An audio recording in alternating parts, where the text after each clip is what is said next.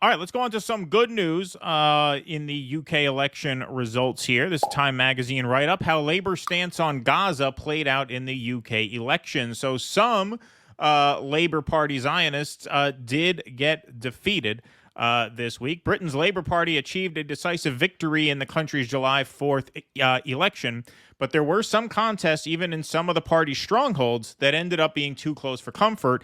And in a handful of constituencies, Labour lost out to independent candidates, including the party's former leader.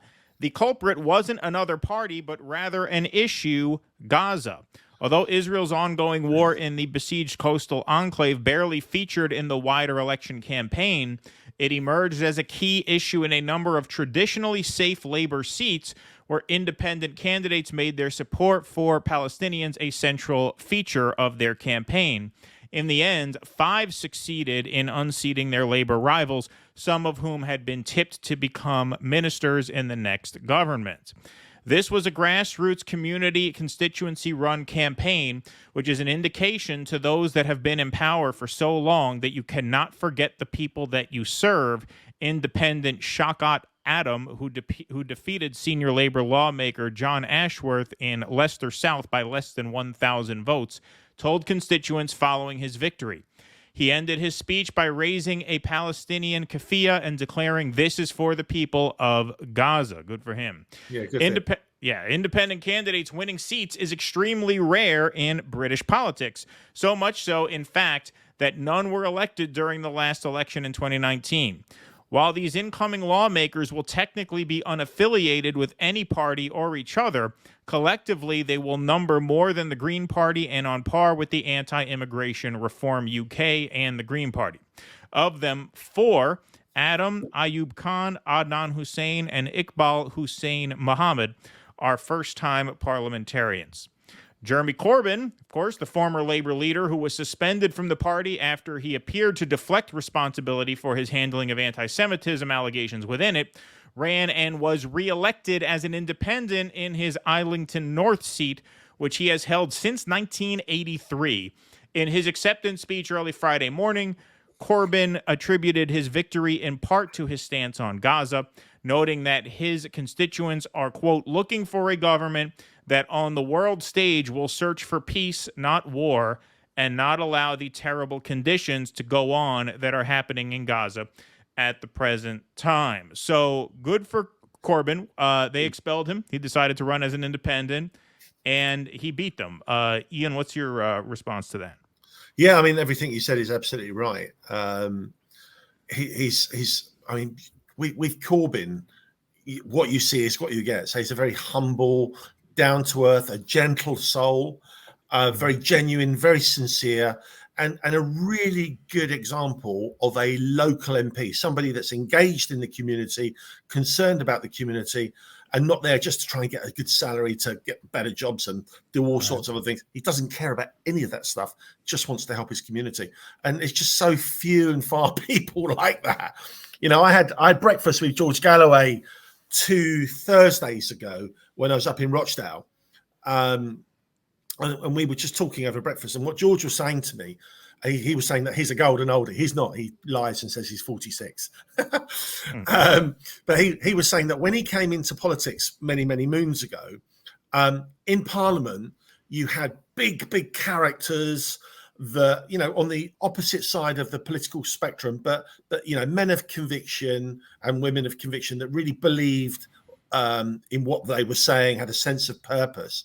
And he said, and because of that, you could have really strong political debates with them to try and make stuff happen, to stimulate change, to stimulate creativity, which in theory will hopefully manifest itself in a positive way. But now he said, who's in Parliament? It's just a bunch of nobodies. And those nobodies then go on to become the chairman of this company and that company. And it's all stepping stones to better things. So, you know. Yeah, it's a resume builder. Yeah, absolutely. And you just look at people like Corbyn and, you know, even George Galloway. There's just not enough independent people or independent-minded people that are there to do the right thing, if that makes sense. That's the problem. So did Labour run on a platform? Are they offering to do anything for people? Change. Do they have main policy proposals? So they pulled an Obama. All they had to do, all they had to do. Right? That was Carmer. That was his thing, right? Change. Hope, hope, and all that kind of stuff. Yeah, so all they had to say is, we're not the Tories. We care about working people, and we want change. The status quo, this is broken, that's broken. We don't want that. We want to address it. That's all they had to say. Didn't have to make any promises. Because if you actually asked that question before and said, okay, what are you going to do for me? There would have been a load of smoke and mirrors about how everything's going to be better with a magic wand and all this kind of stuff.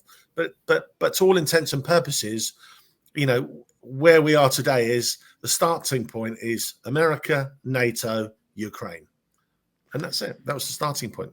Well, I mean, the real lesson of the Corbyn victory, I think, is similar to the lesson coming out of France. Obviously, the new Popular Front in France had a big win this afternoon, which is, if you just plant your feet in the ground and trust that the people are with you, you can actually win. So just because they expelled Corbyn and took his sort of institutional clout away from him, didn't stop him from saying, well, fuck you, I'm running anyway. And they smeared him terribly. Tremendously that he's been representing that constituency for 40 years.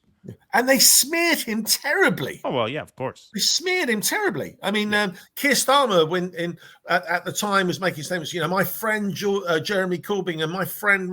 Yeah. And then he's asked, is Jeremy Corbyn your friend? You go, absolutely not. In his videos, you go, my friend this, my friend that. They're just horrible people. Just horrible people. Yeah. So, and the impression that people might have is this was an overwhelming mandate for Labor, but not only because of the peculiarities of your system does this victory represent only 1/3 of the votes, but it was also a low turnout election. The lowest, one of the lowest. So because they were not running on anything but change. Yeah. The British public didn't even really show up. No, this because they know there's no real change. Numbers. There is no real change. There is no. So Keir Starmer 4 years ago, I think got 36,000 votes locally. This time he got 18,500. So he's the amount of votes he's got almost halved. Wow. And people didn't come out because they know, as George says, two cheeks of the same backside. Apart from it being quite funny, it's actually true. Please clap.